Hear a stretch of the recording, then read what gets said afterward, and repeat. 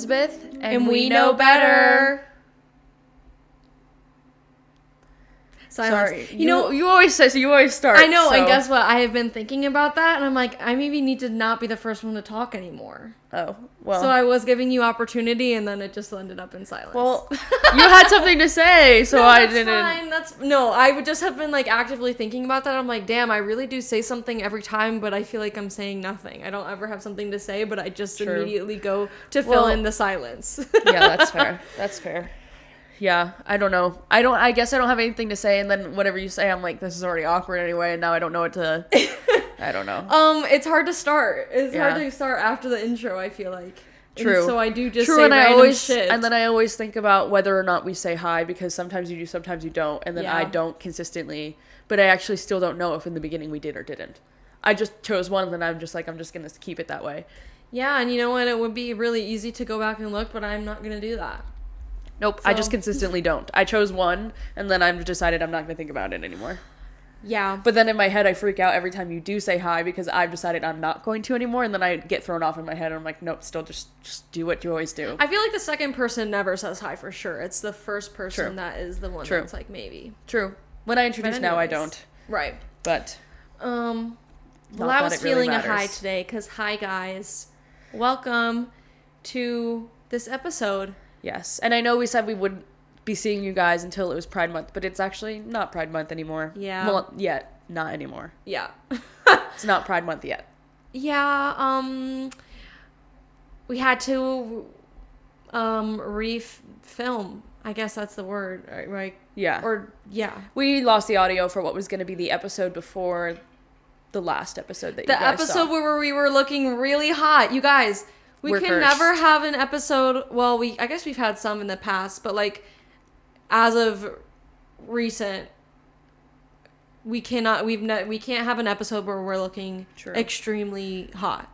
For the reason of going out, I think we were also going to a Sapphic event last time too. I think so. Yeah, we 100%. No, maybe we were just going out. We went out that night. That's all I remember, because it was in the I had a choker and that's when we got a lot of the TikToks from Jet Set. Yes, the club. Yes. Yeah. Anyway, all that to say, we're cursed whenever we look really good and we say it out loud, especially after filming, being like, "Wow, we looked really good," and that shoot, I'm so excited, and then it doesn't. Yeah, it's fine. Really sad. But there's TikToks, thankfully. You could check out our vlog of the event that we went to after, that I just posted, which by the time this episode comes out will be like 4 weeks ago-ish. But, I mean, well, now we talked about last episode how we wanted to recap, and we were like, oh, we'll never remember in a month when we actually film again. But now we do remember, and it was super fun. It was a Date My Friend event with Sappho Social, which is a Sapphic Social Club you could imagine the title, in the Twin Cities at Queermunity, which is both, it's like a coffee shop and also just like community center for queer people in Minneapolis as well. So if you live here, you should check it out. But it was Date My Friend, and we each presented each other with presentations. We surprised each other, so we didn't know what we were going to present. And they were both really funny, I think. I mean, I knew we did a good job when we went to sit down after, and one of the hosts was like, and you guys are going to be at the bar afterwards, right? And I was like, so they want us there because we're funny and we're hot and we're entertaining. Yes. Yeah, at least I thought we got a lot of the best crowd engagement from our presentations. Not that like anything panned out from it for either of us, but... No, but it was fun. It was fun. And... Actually, we did... Or go ahead. The David Bowie... I hope that they don't listen. No one's going to listen to this. The David Bowie, They Them Lesbian, who I was like into, they liked my story 2 days ago of... I don't fucking remember, actually. Oh, from Pen 15. The fucking emo kid showing up, and I said, this is so me. This is just like me for real. And they liked it. And I was like, so are we in love or what? Yes. But I never DM'd them, so. Well, one thing, if you could deem it successful, is we told someone there about our monthly karaoke nights, and they showed up. Yeah. So we are... technically influencers. That's very true. Can you say? We are officially influencers. Because we influenced someone to come to our karaoke night at bumbling fools. I definitely had a few people interested in me, but there was one person and they were wanted to talk on Discord, and no hate to that, but I just like never checked the Discord, and then like I never saw the message, and then it was way too late. I also had no idea how old they were. Yeah. And I did not want to be playing games with that because I'm 25. I'm 25. I have to think about those things now. There was definitely people, which is a good thing, I think. Definitely people of lots of broad ranges of the spectrum. I think if they were to do it again, I feel like they should do it like how Haley does it. Right, with age ranges. With age ranges, yeah. Well, I mean, they had the turnout, too. They probably didn't know if they would have the turnout originally. Yeah. So many people came. Mm-hmm. And then also, there was interest from that girl who came up to me, but then she didn't message me. She asked for my Instagram, and then she didn't message me on Instagram, so then I messaged her. But then the messages were just... Dry. So, yeah. Mm-hmm. And maybe it's me, but I was asking questions, and then she wasn't asking a question back. This is literally nothing against her. It was just like, I can't. Yeah. Like, I can't. Like, but then... This is what they're supposed to... or the goal is that you don't get into the vibe of online dating, and if you're not doing that, then... Right, exactly. But it was funny, though, because... we may have been better if we actually went to the bar afterwards, but... True, but our friends had come to see us, so we wanted to take them out. Yeah. But maybe next time, whatever event we go to the afters for sure. That was my plan, but then our friends were showing up, and I was like, I'm not going to drag them to a gay bar after they sat through 2 hours of gay presentations. Like, no. But what I was going to say is, the funny part of that story is, still regardless, the day that the they-them lesbian had liked my Instagram, the girl who had followed my Instagram, she had posted it. She just looked good, and then I liked it. Because I just don't think about that type of stuff. Mm-hmm. But then I, like, sat for 5 minutes, and I was like, oh, my God, I'm literally acting like a man. Like, I never answered the DM. Oh, but you still gonna like and then I just liked the post, like, a week later after not answering, and I was like, fuck, that's so weird, actually, of me. But I didn't even mean it in, like, a weird, like, I just, if someone posts something, I'm like, and that's exactly what a man would say. Girl, like, telling his girlfriend, he's like, if she looks good, I'm gonna like. Like, it doesn't mean anything. If she looks good, I'm gonna like. Well, I don't have a girlfriend who I would have to worry about, but it don't matter. Well, in the same way that I think that the other person who liked my story did, like, in a casual, haha. Yeah, because if you're funny, I'm gonna like. And I like people's story all the time that I don't talk to anymore. Not romantically, but just like people that I've like followed over mutuals, and I don't know anything about them. But if you post something on the story that I like, I'm gonna like. Right. So. But I thought that was. Want? And now I'm weird. And now I'm weird because I'm liking your story that was obviously begging for my attention. Yeah, but I did think it was funny based on our 2-pod episode where we're just like men for real, and I literally thought to myself, I was like, fuck, I'm just like a man for real. According to the comments, we're not though, because femcells are real, and how dare we? How dare we you say cannot even whisper even a hint of an idea that somehow it's an insult to men on any social media, because they will find you and they will call you terrible things. Yeah. Because, and I'm not even saying that in the way of like these videos and clips that we were posting were not getting likes or views, like very small engagement, and somehow they still managed to find and then have something mean to say. Literally on TikTok, because like fuck TikTok at this point, it's the one place where we cannot like gain any traction, because everywhere else we can gain at least a little at at different times. TikTok just fucking hates us. Because we do funny things that I think deserve virality, or like that I would find funny, or like, I don't know. No, I agree. And obviously the internet agrees, because Instagram will get it, and YouTube will get it. It's just TikTok is like... And we even we'll even jump on trends that are popular, or we'll like do something original, like trying both things. Yeah. But I truly do think that TikTok rewards people that are posting like those fucking influencers who post just them videos of them talking, and they post like 20 in a day. It's just kind of math at that point too. It's like, exactly. If you're posting 20 in a day, you're bound to have one maybe get on the pages. Annoying. It's annoying. That's I don't the want reality of that. To our friends who are following, or people who become followers, if I see someone posting every day, I'm like, I'm gonna. I guess not. Well, also friends, that's just the nature of our podcast social media presence. If I was trying to get popular on TikTok myself, totally. But that's because when I want to do something funny on the internet, like I just make a video of me talking. But ours are very planned, totally. So it's like that's just not that type of. Is never gonna work for us, right?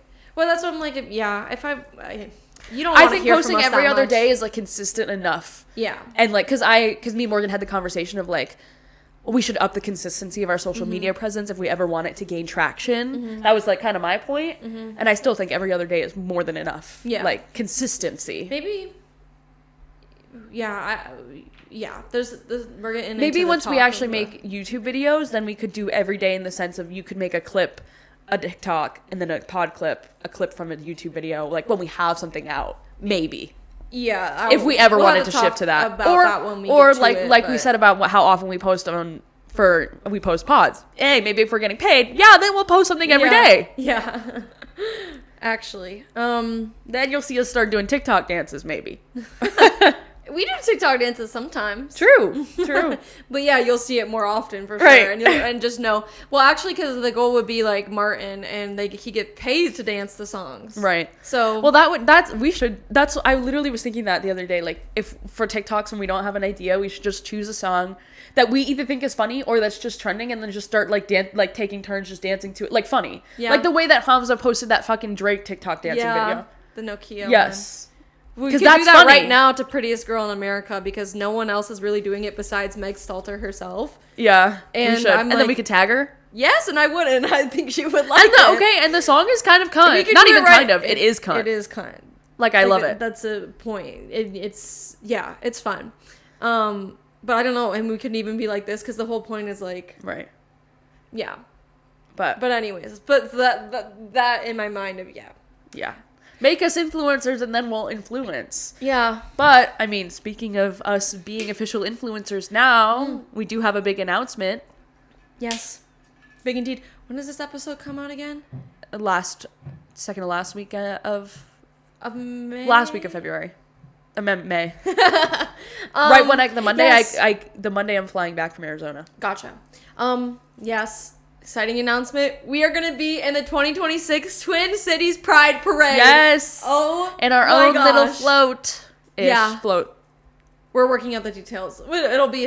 we'll be fully in the parade, fully in an elevated We'll have our own announcement by the grandstand. Like, they'll make an announcement. We'll be going through. Wow. It'll be the biggest... Crazy. It'll be our biggest form of advertisement / engagement yet. Yeah. We both were really shocked to actually get accepted. It was like something that we were like, well, why not? Or when I went to the Twin Cities Parade last year, I was like, why don't we do that? Like, there's no reason not to. But then, like, going through the form of, like, submitting, it goes through, like, a jury selection process, and I was like, ain't no way. They're gonna take one look at our page and be like, no followers, no one watching. Well, not even that, but just, like, if they were to look at our content, I'm not sure. I mean, like, it's sapphic, but some of it's, like... True. You hear us you see us talking, like, screaming about Byler, and you're like, I'm not letting these girls in here. Right. Like, what do we give to the we are contributing to the Minneapolis queer community, but is anyone taking in these contributions in the queer Minneapolis community? Not really at the moment. But they gave us a chance, and we were... And I'd also argue it's in time with our, not rebrand, but rebrand for a sense. I feel like the first half of the year was really kind of figuring out what we wanted to talk about and just talking about what we wanted to talk about. And that's still what we do now, but I think we are so much more queer focused on a consistent basis. I wouldn't say, I think our first branding was very much like, we are eldest daughters, that comes first. And I now think it's like, no, we're two queer people who have a podcast. Yeah. And like, obviously not every single thing we talk about every single time revolves around being queer, but like, that's the reality of a queer person also. Not everything is about your gay journey all the time. It's just, but like, I think that's our branding much more now. Yeah. You know, being a queer podcast than being like a eldest daughter podcast. Mm-hmm. Totally. So that's exciting. That's going to be at the last weekend in June on Sunday. Yeah, I don't know. If you're in the Twin Cities, you better come out. Right. A lot of our friends, you hopefully are going to help out. Yes. Were you willing to help out? Yeah. Please? And to our friends, like, come out to the parade, but like also like maybe come out as queer too. I said come out, and I was like, oh wait, maybe I didn't mean that. Oh, well, it's time. If you're not gay yet, why not? Like, what are you doing? At least bisexual, like, come on. Yeah, exactly. Like, be honest with yourself. I don't know. And I know some of you, and I'm not going to name names, but I know some of you, when you're a little on the liquor, and we have conversations, You are a little gay, and you're just not admitting it. I 100% Sorry, agree. and that's fine. You can stay in the closet as long as you want. But I'm just saying. And like I've said, you may be lying to yourself. And like I said in the past, I truly believe everyone on planet Earth is a little bit gay. There's literally 1 billion people, 7 billion people actually, and you're not saying one of them that is not exactly the cis heterosexual gender to you is not you don't find them attractive? Like, not anyone who's not? You're lying. Yeah. I don't believe that. Like I said, though, before, though, if you are completely homosexual, that is 100% valid. And I believe that. But not heterosexuality. And I also agree with what you said. Heterosexuality isn't real, and you heard it here first. Yeah. No. Actually, completely correct and true. Yeah. I don't believe in that, actually. Yeah, we probably can't clip that. I can't imagine what we would get from that. And what are they gonna say? They already have called us perverts on Viler TikTok for what? You want the 2 little boys to take their dicks out. That's what they be saying. No! God forbid they have a crush on each other. Jesus Christ. Yeah. Don't look through my AO3 though. Not because I'm not reading about kids, but... Right, but I'm just saying I might be on adults, I might be on lawless Byler AO3. So maybe they're a little bit right. Well, just a little. But it's the summer while they're in college, so I don't really give a fuck. Yeah, exactly. And my Byler's canon on my island, guys. I know you were wondering for a Tamagotchi update, and yes, Mike finally likes Will back. But you know what happened today? Ilya confesses love to Shane, and Shane said no. Oh no. Really sad day. Things are going well on my Tomodachi Island. The Yowie is yowieing. And also Gelfie got married, which was really unexpected because their relationship was very tumultuous at first. Yeah, but once they're in it, they're in love. Right. My Gelfie is in love. I'm scared of divorce. I am. I haven't had... all my married people are really happy. So are mine at the moment. Yeah. I'm just like scared. I know. Because I'll come back and I'll be like, I came today and Izzy and Glinda were having a full brawl. I was like, damn, like what's that serious? You and Mike Wheeler were having a brawl. Yeah, and I would. And you know what? He asked me for a special name today. My Mike on my island, he asked for a special name to call me as the host or whatever. And I said, your biggest hater. Huh. Or so he. You call him Wheeler on my island. And and on my island and you guys were literally brawling, and then I calmed him down first. Mistake. You are so much more of a cunt than he is. Like your personality. Yes. So then he goes to apologize, and you go, no, Wheeler, I don't think we should be friends anymore. And I was like, oh right. Did I ask to make up? No, you said no. That's funny. You said no, I don't think we should be friends anymore. I know, but usually what happens after that is then they'll be like, I actually want to make up now. Wow, that's funny, because that's what happened. Both 2 times that has happened, which you were the cunt on my island to our friend. So, but you eventually said, I want to make up now. Right. So maybe that'll happen for me and Mike. Maybe not. Maybe we'll just continue to hate him. Which is so funny because Will... Don't do my Will like that, even though in this universe he's good. Because Will's absolute best friends on the island are me and you and Jane. Or no, not Jane, and Max. And the other ones are me and you, Aaron, and our friend. Yeah. Which is so funny because we overlap with both of them. Well, I guess you're not friends with Mike anymore, but that's okay. Well, I kind of didn't really care. I was like, yeah, whatever. As long as my, like, predestined couples stay together, then everyone else can break up and fight or whatever the fuck. Totally. And in fact, I hope they do because it makes it more interesting in a way. Like, I love being married to Kaylin Corey. Right. But if she wanted to break up, I'd be like, okay, let me find other traits. Right. Yeah. Well, yeah. Like, let me see, because actually now let me put Billy Butcher on my island. Because I've been waiting. You and Weston are dating on my island, and you guys want to get married, but I'm kind of, like, hoping that you guys divorce or like, break up, just so, like, you can get with someone else. Because, I mean, I have Chapel Rowan, I have Sabrina. I know. I don't know if Ashlyn made Sabrina, though, queer or not. I'm assuming she did.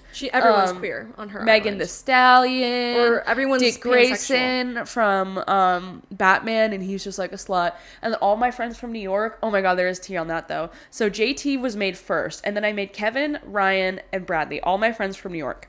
And then one by one, as soon as I made Bradley after JT. Sees JT, love at first sight. Make Kevin.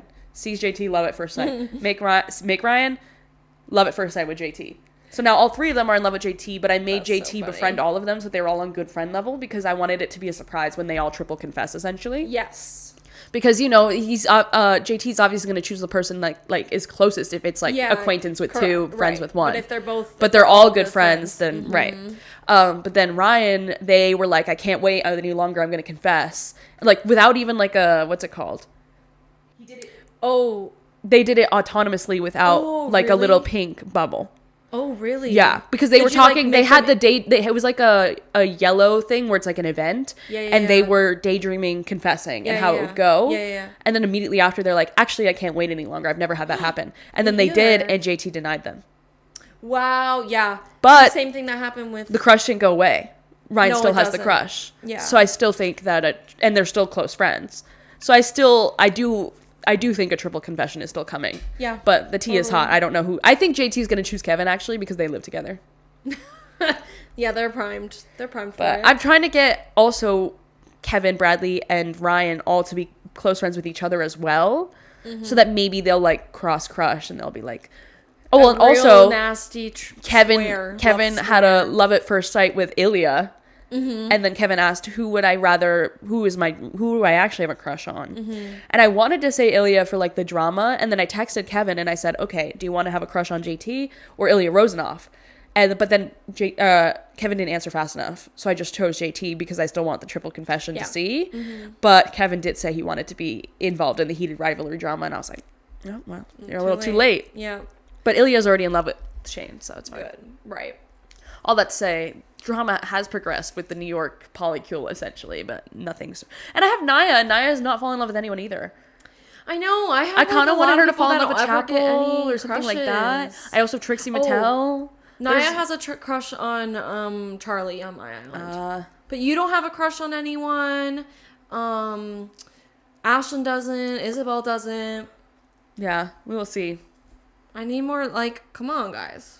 I'm very active about trying to get everyone, like, to meet a bunch of people and, like, get situations set up, but... And typically everyone... You know who's a little slut on my island who has a crush every single day? Alex Consani. Really? They crush on, like, every day I'm like, new crush. Or not the same crush, and then it fades. They had a crush on, she had a crush on Sabrina Carpenter for a long while.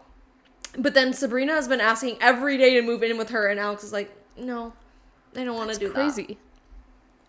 And then finally the crush fade away. There's so many people that are trying to move in with married couples, and I'm like, you have to stop. Like, you're not moving in with me and Finn Wolfhard. That's not happening. I know. That actually pisses me off because one time I accidentally accepted, and now I have two married couples living together, and I'm like, bro. I know.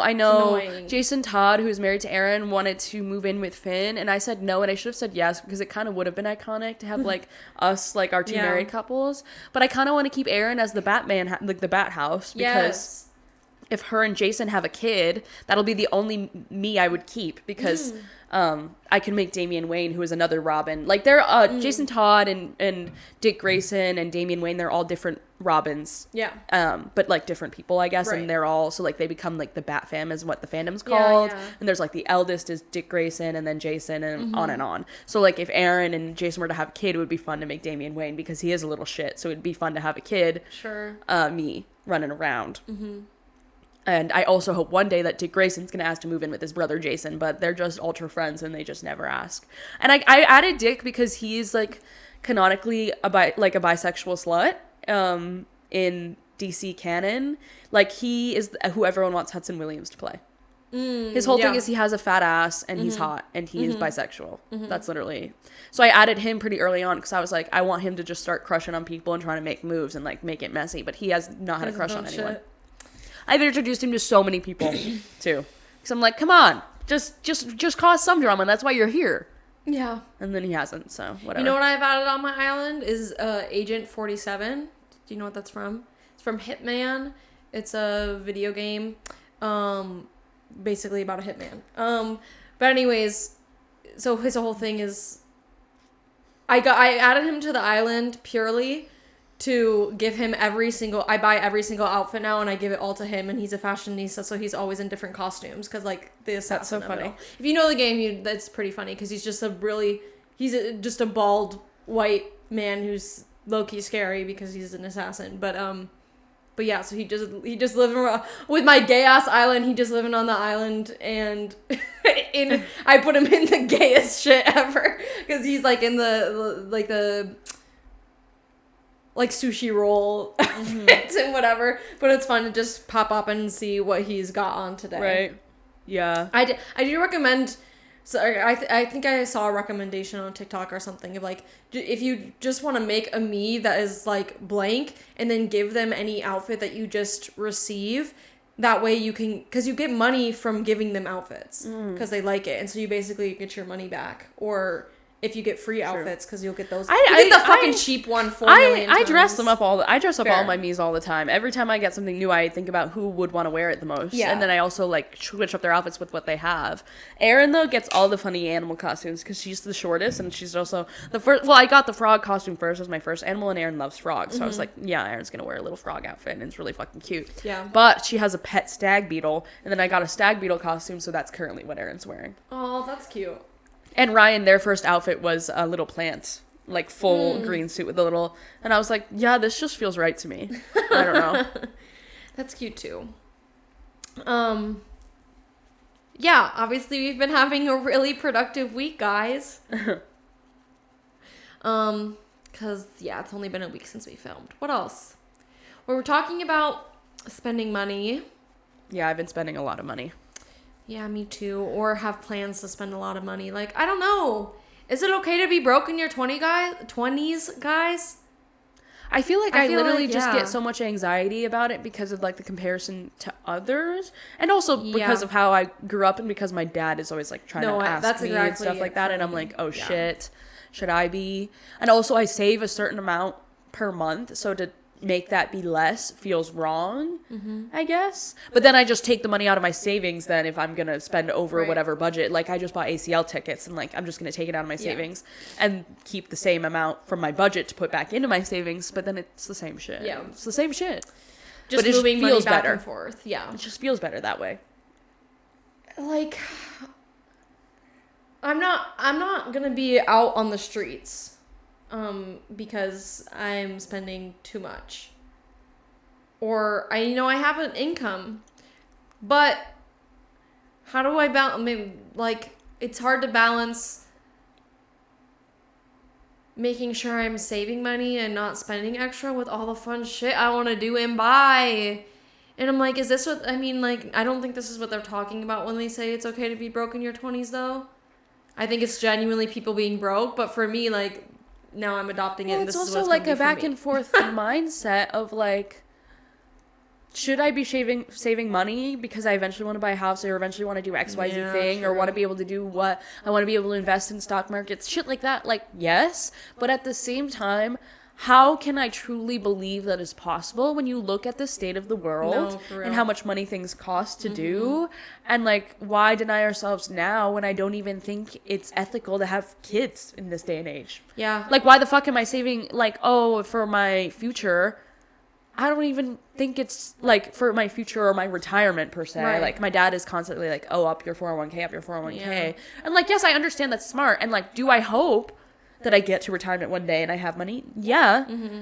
Do I think the world is like, the whole idea of like, I'm not completely nihilistic. Like I have hope because like, what other option do you have? Right. But I am looking around at the state of the world, and just because our country did not want to face the fact that our government and our president is a pedophile and also killed numerous women and children, and the elite do the same thing, all because people don't want to act on that fact, even though we all know that fact. We've now gotten a war. We've now gotten a new fucking potential pandemic on the horizon. We've now, I forget what the other major thing that Trump has done since then. But do you know what I mean? They do, like, why do you think we went to war?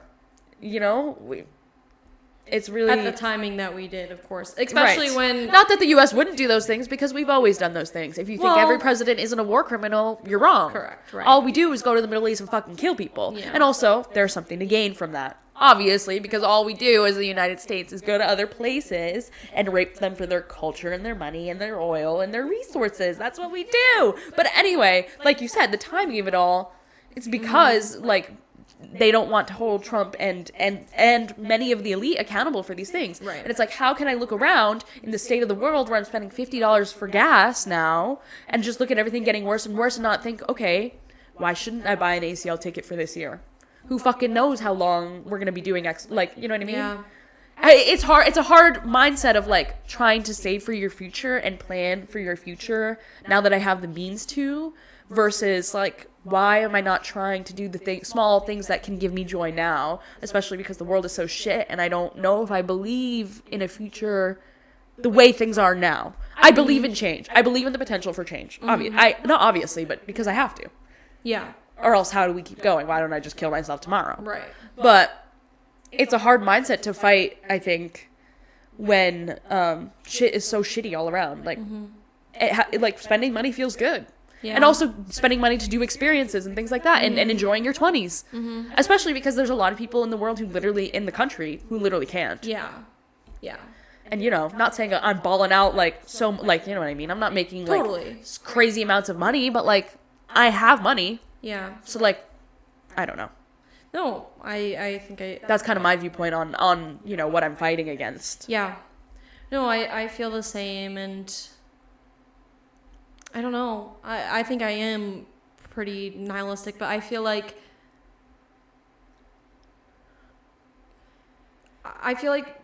is that so wrong? I guess it depends on the person, but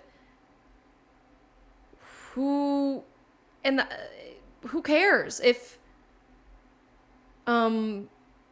this is all for nothing, I guess. Yeah. And we live in today, and we get to have fun today. Like, I don't know. Exactly. I genuinely like, I don't feel like I actively think about the future, and I don't, like, in terms of my future, I think about the future of this country a lot. Right. But I don't think about my future personally often, and don't try to, because I can't predict that. Right. And I am a worrier, so try not to worry over things that I can't control. And, like, then I live in the now and have fun in the now. And yeah, maybe I'm not saving money, and that might screw me over in some ways. But also, like, how many people in this country can't even pay their rent month to month and can't even afford food month to month? Like, God forbid you enjoy the fact that you can do those things and others. Yeah. You know? Yes. Yeah, I completely agree. And I also think that's a good mindset to have, because I think so many women, we are inherently taught that the most important thing we can do is get married and have kids and think about that future all the time. And it's a conscious effort to unlearn that. Yeah. And I think choosing to not constantly think about your future in that, you know what I mean? Yeah. In that way is choosing to fight that. And I think that's a good thing, because you should be enjoying the now. Right. And I also think having, like you said, having these plans of things I need to have to do in my future, what my future needs to look like, is just also leading to disappointment, or leading it to force yourself to do things you don't want to do, going along with the having kids and getting married. And, like, you know, I feel like even though I don't want to think that I think this way, you know, still in the back of my mind, it's just so ingrained. As a woman, I think also men to feel this way as well. I think everyone feels this way, but, like, specifically women, it's very strong. The whole idea that, like, no matter what future I picture for myself in my head, I'm like, but you'll find that person eventually. You'll find that soulmate eventually. Yeah. And you'll want to settle down eventually. Like, clearly that's the end goal. Clearly it has to be. Why would it be anything else? Well, and I just story we're told as well. Right. And I don't think that's true. And I don't think women should think that has to be true. Yeah. Because it forces you into situations that maybe will not serve you your whole life. Definitely won't. I think that is, it's true it ends up being true for a lot of people. And if it's genuinely what you want and aspire to, then you can hope for that. But I think the issue is that it's not reality for everyone. And that can lead to a lot of people being really sad and disappointed when they think, like, what's wrong with me, versus, like, it's just not your story, or I guess how your life is, like, what the universe is having laid out for you, I guess. I think that's, and I kind of like, I honestly kind of feel the same way about having kids, is like, we're told that everyone should have kids. Like, that's the story that's everyone's told, and everyone can make their own decision. And then some people genuinely want kids, but at the end of the day, you don't get to choose that. You don't get to choose whether you're going to have kids or not actively. Your body does, and your partner's body does. And, you know, there's so many people out there who would die to have kids, and they just can't. And there are so many people that don't really want kids, but yet are extremely fertile, and I mean, there's other protections there that are maybe not happening, but, you know, by golly chance, they could even be the most, you know, cautious people out there, and they're still having kids. Like, it's also harmful to have those expectations, like, that you have to have kids, and then you try to have kids, and then you can't. Like, yeah. I don't know. That's why sorry, you can finish your thought. I think that's why I can't predict any of those things. No one can. And for me, I'm like, well, then why not just live in the now, and whatever happens, and then, yeah, I can have things that I might want, but then I'll work on getting to the place of the things that I want, but not expect for those things to happen, I guess. I don't know. Right.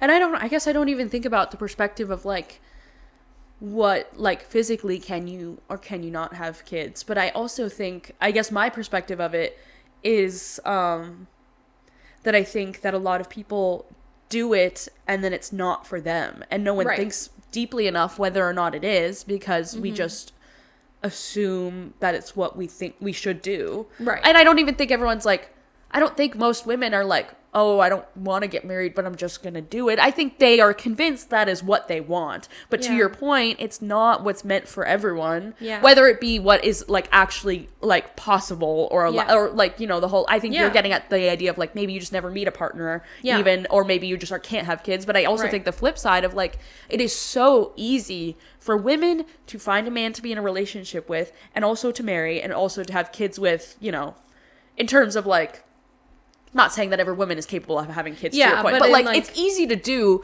because when so every woman settles in that sense. Yeah. It's easy to do when that's what your goal is, and you're not actually really necessarily thinking about who it is you're doing it with. And I think that's the case for a lot of our parents' generation. And also I think a lot of the more conservative or more women who are getting married young of our generation as well. I think a lot of women think that's what they want.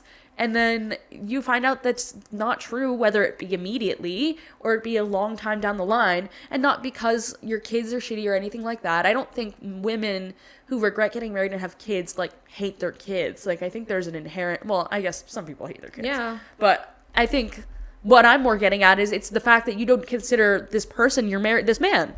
Men are disappointing, and I think the root of a lot of our parents' generation, at least from my experience, I guess you could say I do have a bit of a jaded experience of the adults I know in my life, including my parents, but it's like so many women are just like, I wish I'd never married him. Yep. My one life regret, getting married. Some people just say getting married in general, which I have my own argument about that as well. But I think it's just a lot of women, like, realize down the line the man is not helpful, the man is not raising the kids, or and it's all on the woman, and you get reduced to just being a mom. And I just think a lot of women didn't think that's what it was gonna be, or didn't think that maybe this is not, couldn't have even considered in their mind that maybe this is not what they wanted. Yeah. Because we're so brainwashed to think it is. Yeah. Even to this day, like I said, like, I want to think I don't necessarily need a partner at the end of my life, or like my life goal, but I do think there is a part of my brain that still, like, wants it, or feels like that's how it should be, and convinces myself that I want it. Right. Even though I don't know if that's true.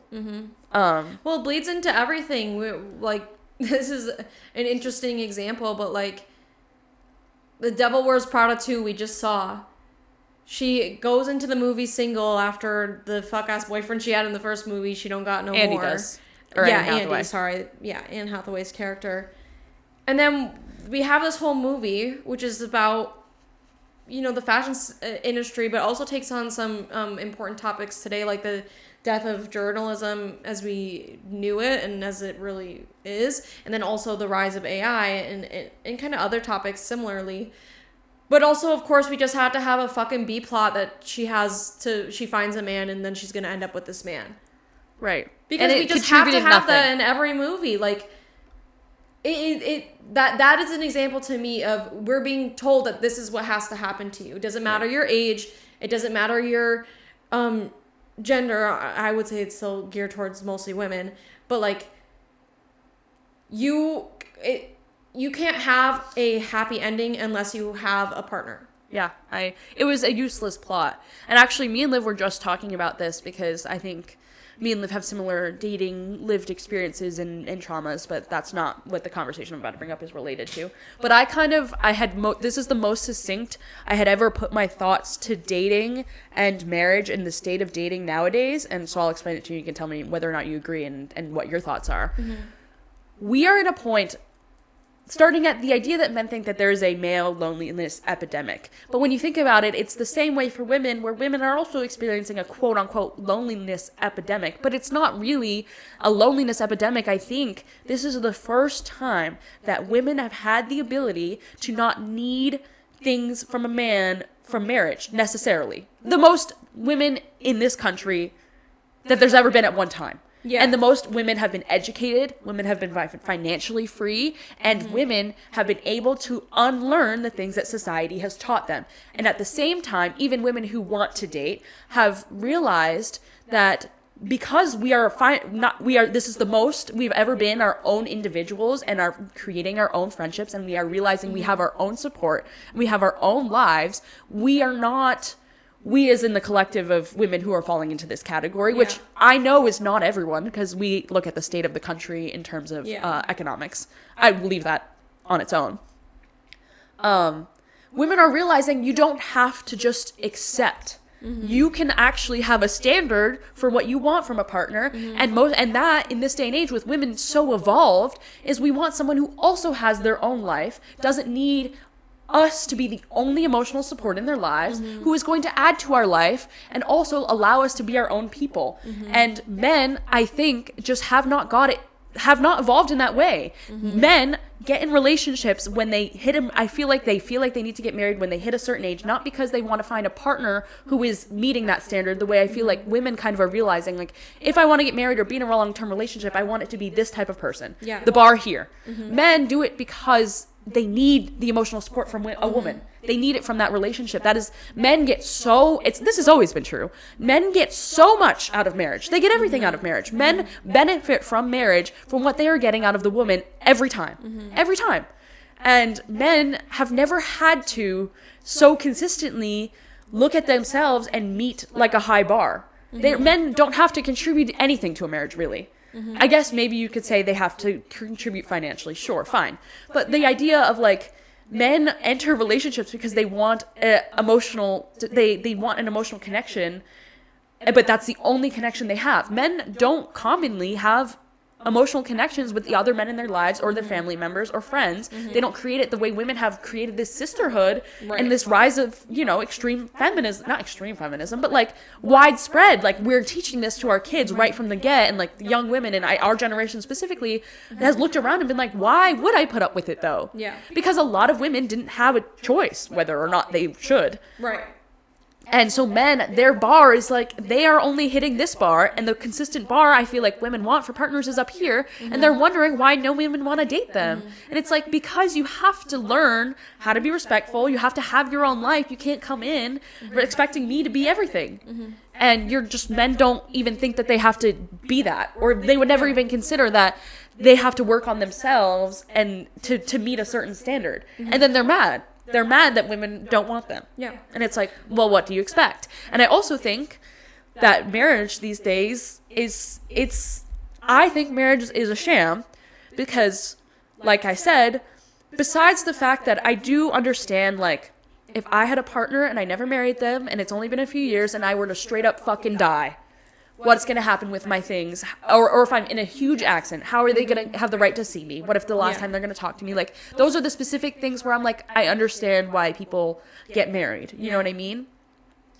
But, like, besides that, I'm sorry. At the end of the day, women give up their rights to be married to a man. They do. And especially with the rise of conservatism in this country, you're entering something where your rights are being taken away from you, and this man is gaining ownership over you, and it's hard to get out. It's literally legally binding, and it's harder to get out of, and women in a horrible position financially, et cetera, et cetera, et cetera. And I just truly don't think there is such thing as a marriage where man and woman are on equal footing. Because even if the man and the woman are in agreement and the man is that level of respectful, look at the government. And so many women get their kids taken away when they get divorced, and it's unfair, or they get money taken away, or et cetera, or they just can't leave because of kids, because of money, because of their station in life. And it's because, and I just truly think that marriage takes that away. And I think that's a little bit separate to why I think the dating scene is the way it is. But I truly think in this modern day and age, like, why does it even exist if not for men to have some sort of ownership over women? And you can't tell me at the end of the day it's evolved, because that's why it was created. And why would we never then amend what you can and cannot? There has been amends to what you can and cannot do in a marriage. Women used to not be able to allow to divorce their husband unless there was proof that he like beat or cheated or something and stuff like that.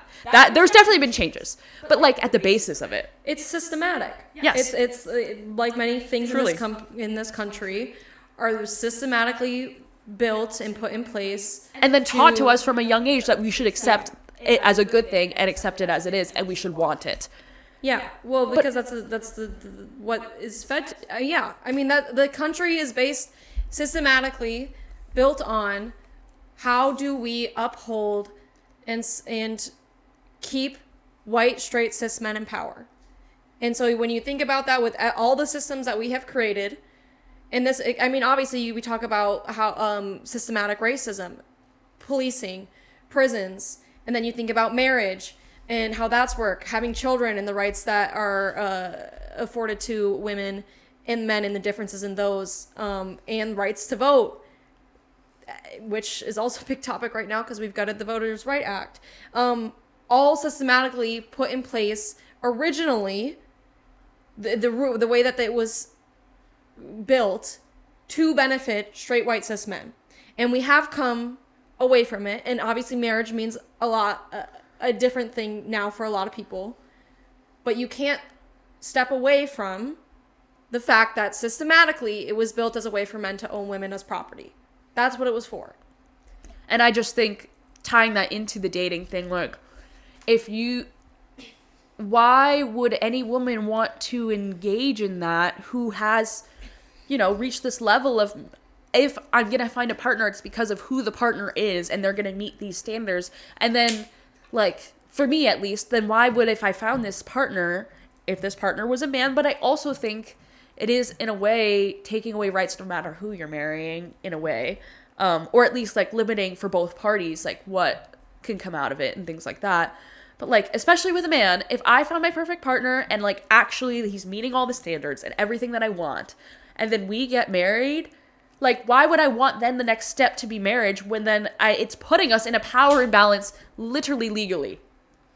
Why would that ever be what you want? And I totally think that if we never grew up with the idea of marriage, no women, and you were presented when you became an adult with what marriage is on paper to man, every woman would be like, that's ownership. I don't want to fucking do that. Right. That sounds fucking horrible. Mm-hmm. But it's not presented to us in that way. And it's introduced to us early on with happily ever after, so we don't think about it that way. Right.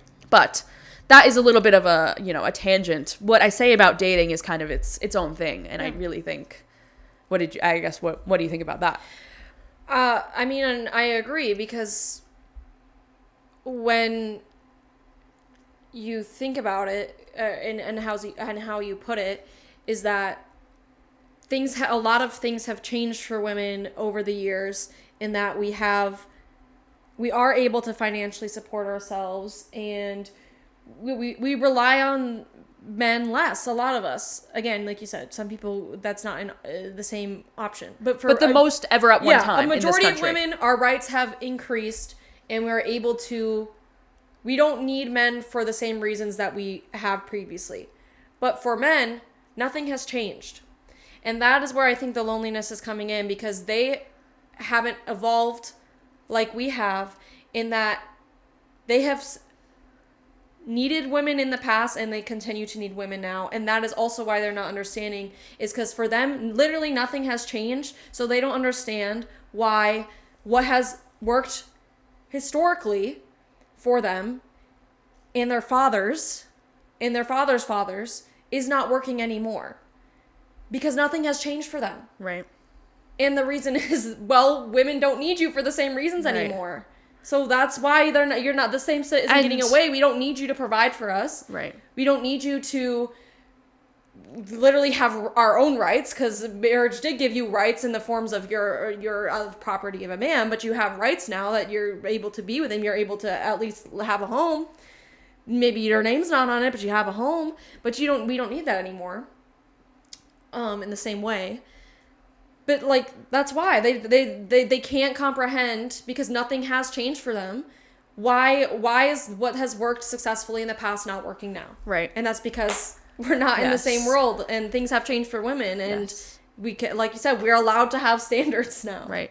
And I do think also men can't comprehend that just being like a typically liberal, normal, respectful guy is not enough, because I don't think men truly, especially those type of men, truly don't think in their minds that they grow up at a power advantage, and they grow up assuming things are owed to them because they are just given to them, and they don't ever have to consider the female experience. And I truly don't think a man is gonna fit what I think a common leftist, more independent woman wants without purposely looking introspectively and trying to educate themselves on the female experience and trying to unlearn patriarchy in general. Yeah. And there's so many times me and Liv are talking about a guy she is seeing, and she's like, he's not, like, it's not that these men are, well, many of them are evil, but like in this example of me talking with Liv, it's like, these men aren't necessarily evil, but she's just not, she hits a point where she's like, I actually don't want to accept this, because still it is not hitting that standard. Yeah. And all these men are just so confused. Why, like I'm opening the door for her, I'm doing XYZ, you know, but it's like, you still just think you are owed sex. You still just think you are owed this, and like, not even in a malicious way, in just a way of like, but you still don't even think about where you stand in the world, and what that affords you, and how the person you are trying to romantically seek does not have the same experience. And maybe you should think about that, and think about how you approach them because of that. And I think so many men are just subpar and undateable because of that, because they don't even consider it, to think about it, to even try to unlearn it, consider that it's a possibility, that it's something that they should think about. Right. And so, and like, granted, there's plenty of men who are super right-pilled, or think they aren't, but are, and are super evil. That is not to say that that's not the case, because that I think is more commonly the case than not. But even the men who aren't are not suitable partners. Yeah, it's not enough to just not be a rapist, liberal or left, right? And this goes for race too. You have to unlearn the systematic privileges, and I mean, not the privileges, you're always going to have the privileges, but the systematic teachings given to you in order to be a better person for your partners or for the people around you. And that's true for men and for just general white people when it comes to race, is that, and the reason why it's so hard, and I think rare to find, is because unlearning systematic teachings, I guess, I don't know the best way to say it, but like those things given to you does not benefit anyone. It does not benefit yourself. It only benefits those around you, because you choosing to unlearn, or you choosing to unlearn or not, about how you came to be in this world and have the privilege that you have, is not going to change the fact that you have the privilege. And that's true for being a man and true for being white. So the thing that you're gaining by choosing to unlearn that is to be a better person to women if you're a man, or non-white people if you're a white person. And so you have to actively want to do that. It's active. It's not something passive. You have to actively want to do that, and men just don't. A lot of men just don't. And I also think, even if they're leftists, a lot of them just don't. And I also think, going along with that sort of intersection of how, for women, it's not the same as racism in the least, but like the idea of oppression and things that people just are systemically taught. The whole idea of also there's a level of shame and accepting that you kind of are a little misogynistic and a little racist. Yeah. Like, truly, if you truly I don't think there's like any white person or part white person, unless you completely do not even look white passing person, I'll say. Yeah. White passing or white person who is truly completely unracist whatsoever. Right. It's literally impossible because, like you said, all of the systems teach you to be racist. Yeah. And there is some shame to look at yourself and think like, to some level I am racist, because it doesn't feel good. Like you said, it does not serve you in a positive way. It should make you uncomfortable. Right. Yes. And so many people, everyone does not want to do that. I don't want to feel like ashamed. Yeah. And I don't want to feel like I am racist, especially considering I am a person of color. Yeah. But I know on some level the way I act and the way I treat people, it probably does reflect that, at least to them. Yeah. In some scenario, or at least it doesn't become so apparent that I am not. I actively think about it and try to look at my interactions and how I approach the world and consider it, and also try to educate myself in an effort to consistently be better. Mm-hmm. Even though I know that, like, on some level, there's always work to be done. And I think men that is not even in their goddamn orbit of thought. No. But just a tangent going off of that, because like the shame is really, I also think, a big reason why, especially with racism, but I also think with misogyny as well, why people don't look at it, but also with the misogyny piece, why men don't look at it, because there is a shame. There is, even if you have never hurt a woman or been disrespectful to a woman ever in your life, like in a malicious way, one, you definitely have anyway, without even trying to, or like doing it, like what I said, with malicious intent, you still probably 100% have. And two, you are still part of the problem. Yeah. Because that's the nature that you are a man, literally. In the same way that in nature, if you are a white person, you are still part of the oppression. Or the fact that we are American citizens, we are part of the oppression of all the other countries in this fucking world. And there is a level of shame of that, of like having to look that in the mirror, even if you don't, because you don't choose it. And it's like, but you have to accept that as the reality of who you are. Correct. Yep. Anyway, just like minority people, a part of minorities have to accept that that's the life that they're given. So it's really the same. It's just all men are bad, all white people are racist, and if that makes you uncomfortable, then you need to do some introspection. It's the truth, and the principles generally reflect the same, and it's like. And it's a fact until the system changes, and it has not. Right. And doesn't seem like it will. So the best you can do is look that head on and try to actively fight against it in your own personal actions. Yeah. But that takes, like you said, accepting that those two things are just fact. Mm-hmm. Wow, guys. A deep podcast today. Maybe we really needed this extra one, huh? Like we had a lot How to get things off our chest, I guess. Hope you enjoyed that. And I can't wait for the hateful comments on anything we clip from this. Yeah, totally. The men ain't gonna like this one, but when will they? And probably some white people too. Yeah. And when will they? And if we made you uncomfortable listening to this, then good. Like, as we all should. It's not, we're not exempt from it. Right. Us sitting here, so neither are you listening. Yeah. Obviously, it would be hypocritical if I don't believe those principles generally myself. It's just the fact of this America's life. Like, yeah. Anyways, but sometimes we're gonna have episodes like this, so we're not gonna talk about our chud femcel lives. We're gonna talk about the state of the world and being like, that's the duality. We are multifaceted. Yes, we are many things all at once. Well, I guess I can get into advice. Yes, unsolicited advice. Sorry, trying to say on a crazy different train. True. Trying to say the actual bits we call them. Yeah, my bad. Get used to doing it. Yeah. No, I'm just apologizing because I immediately just unnaturally was like unsolicited advice. Yes, unsolicited advice, and a question that I had was best sex toy. And this is important to me because I did just buy a new sex toy on Thursday, and I fucking hate it. It don't work. It's not enough. For me, this is opinions based. The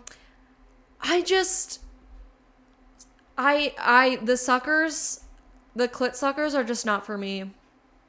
I think that's what I need to accept. I've used them in the past and they're nice, but like nothing gonna be a wand.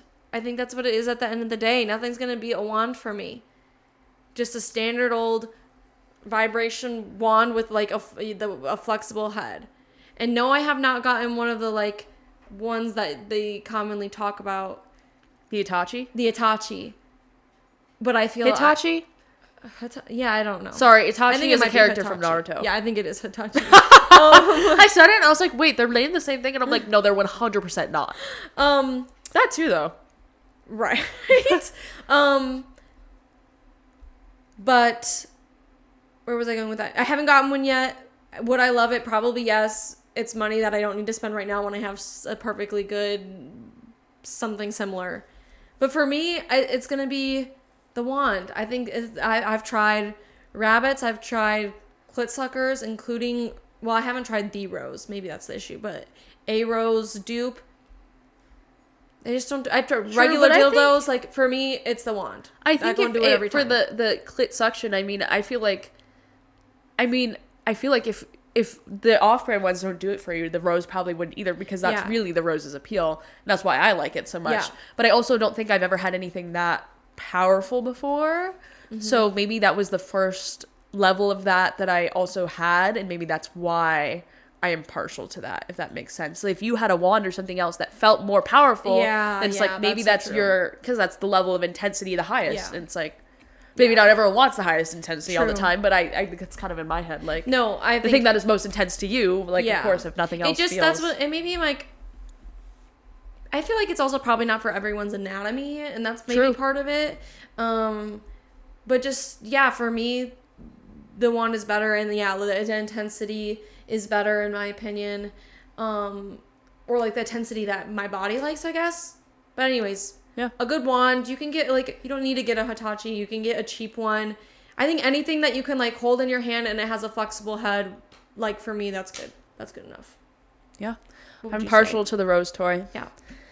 I just think the clit stimulation goes crazy. Like, truly felt like life-changing the first time I ever used it. And Ange should literally get all the awards, because when I say, before it was even a whisper of a meme, she was... like pre-COVID almost, she was hounding me about getting on that shit. She, honestly, the people who made the rose toy should have fucking hired her, because she got me on it, and then I got so many people on it. One time I got so drunk out at the bar with my sorority sisters, I bought all of them one on my parents' Amazon. Right. And I did that actually here once too, and then I literally lost the box of all of them. So that's crazy, because now that you've moved out of the apartment, like, where the fuck did it go? I literally don't know. Lost a box of like 6 rose toys to give out to my friends from like 6 months ago. Don't know where they are. Never found them. Who knows? But so yeah, that would definitely be my answer. That's so fair.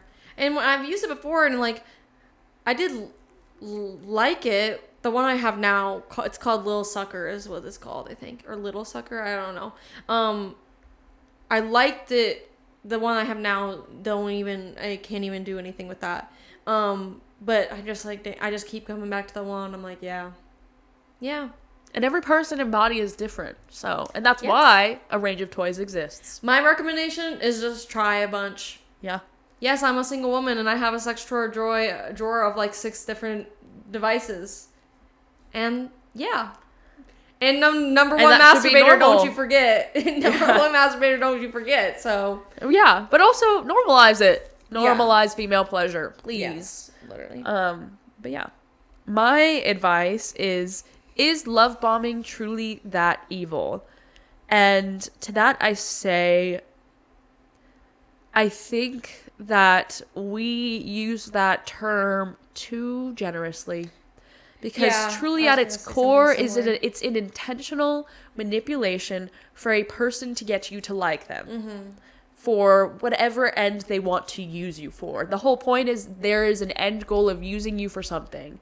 Like, you getting them to like them has some sort of sinister goal. Like, that's why they want to do it. Not just because they want you to like them, because that is just genuine attraction. And I think people now not mistake, but use it liberally in the sense of, like, some people just fall in love faster / maybe think they fall in love faster and don't actually reach what love is. But I would argue it's different for everyone.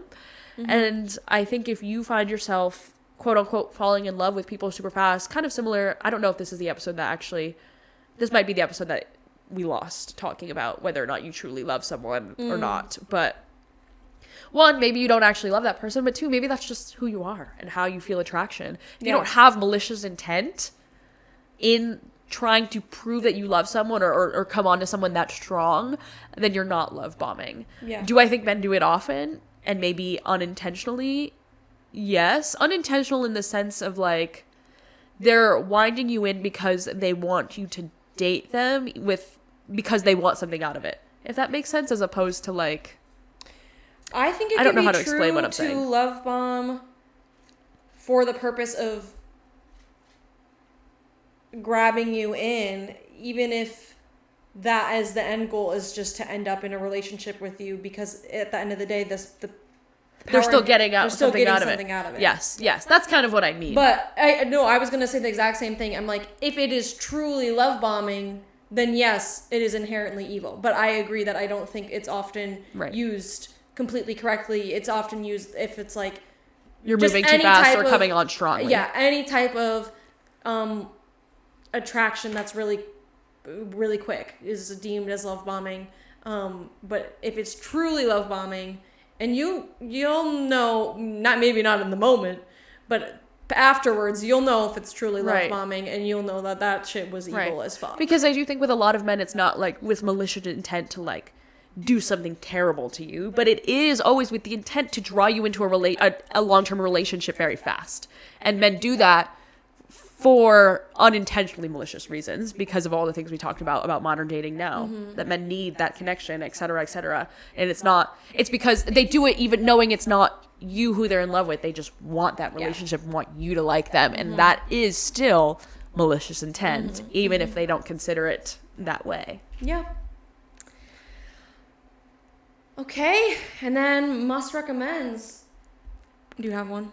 Yes. Okay. I must recommend Man's Best Friend by Sabrina Carpenter. I know I'm really late. I did listen to it when it first came out, but something about it is just hitting so spectacularly now. True. And I don't think she really has created this pop sound that I think is so unique, especially with, I think my focus is the background music that like sort of bringing that sort of like funk into the pop scene, the more common or popular now pop synth sound, like blending those.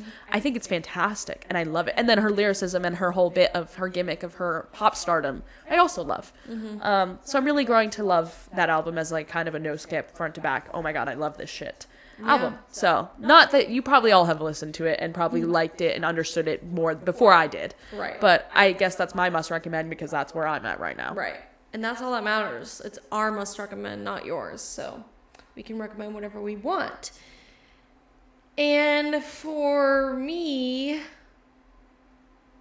I guess I'll say Tomodachi Life, because I think that might have been cut from the episode or not cut, but in the episode that we didn't produce. I mean, you guys got to get on that if you're not already. Like, by this point, like, it's ridiculous. Just kidding. In this economy, 60 fucking bucks. Jesus fucking Christ, Nintendo, actually, fuck you. But I am getting my money's out of it, though. I think I have 60 hours. That's what I was literally going to say. My hairstylist said, when I was talking about Tomodachi Life, that she decides, her husband said, he sort of measures whether or not a game is worth the investment with, are you playing an hour worth of gameplay for every $1 that you spend? Yeah. So, well, and I am, I guess. And I am. At least, and I'm still going to. Right. Yeah. So it is fun. And this comes from a girl who was not big into Animal Crossing or not big into Sims. It's fun. So if you're thinking about it, this is your push to actually get it if you needed that. Yeah. Well, I think that'll be it for us for this episode. You can follow our socials as always at weknowbetterpod everywhere except on TikTok. It has 2 Ds. I'm Edgy Liz on TikTok and elizabethrosepenabrown on Instagram, mouthful, and Morgan is Morg Cooper 2020 on both Instagram and TikTok.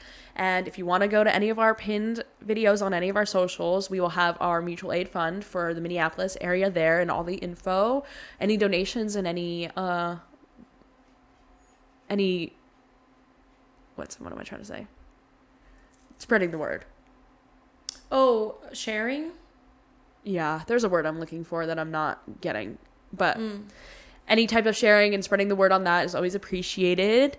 And also, we're running low on advice. So we have our advice linked in the description of this video, but also in all of our socials linked as well. So if you want to go there and give us some more advice for the future, we will definitely give you our unsolicited advice on anything you say. We do all of them for the most part. So ask us if you're gay, because it'll be Pride Month.